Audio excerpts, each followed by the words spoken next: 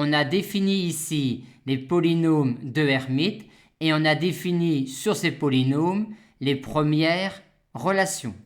Et on nous demande maintenant de montrer par récurrence que pour n supérieur ou égal à 1, Hn est à racine simple. C'est clair pour n égale 1. Ensuite, on fixe un entier n supérieur ou égal à 1. On suppose que Hn a n racines réelles distinctes et on souhaite alors montrer que Hn plus 1 a n plus 1 racines réelles distinctes. Et comment lier Hn plus 1 et Hn? Vu cette relation-là, la dérivée de Hn plus 1 est Hn à une constante multiplicative près non nulle.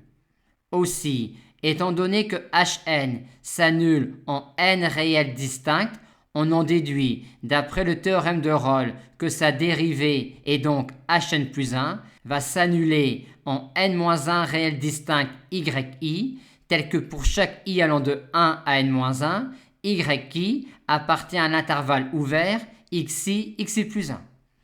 Mais par rapport à notre but, il nous manque encore deux autres racines pour Hn plus 1. Et dans ce genre de situation-là, où on lie f et les dérivées de f', il arrive que l'on regarde les limites en moins l'infini et en plus infini pour appliquer la forme généralisée du théorème de Rolle. Mais ici, il n'y a aucune chance que moins l'infini ou plus infini soit entre guillemets un zéro de Hn, vu que Hn est un polynôme de degré n. Mais vu cette relation-là, les zéros de Hn sont exactement les zéros de la dérivée nème de g.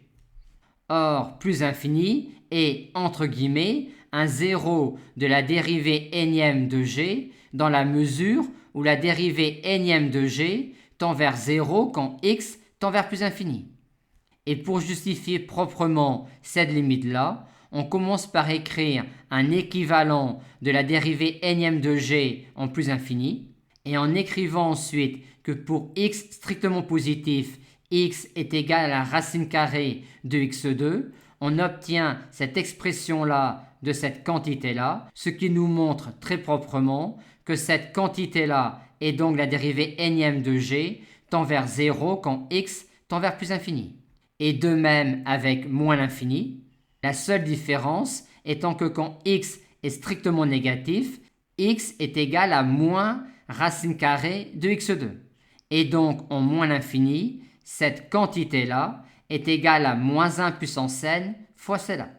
Ceci étant fait, on en déduit maintenant, d'après la forme généralisée du théorème de Rolle, qu'étant donné que la dérivée nème de g s'annule en x1 et a pour limite 0 en moins l'infini, qu'il existe un réel y0 strictement plus petit que x1, en lequel la dérivée n plus unième de g s'annule.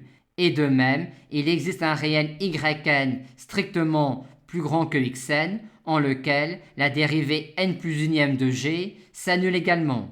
Et comme les zéros de la dérivée n plus unième de g sont exactement ceux de Hn plus 1, on a bien montré ce que l'on souhaitait. Et on peut donc conclure par le principe de récurrence que pour n supérieur ou égal à 1, Hn est scindé à racine simple.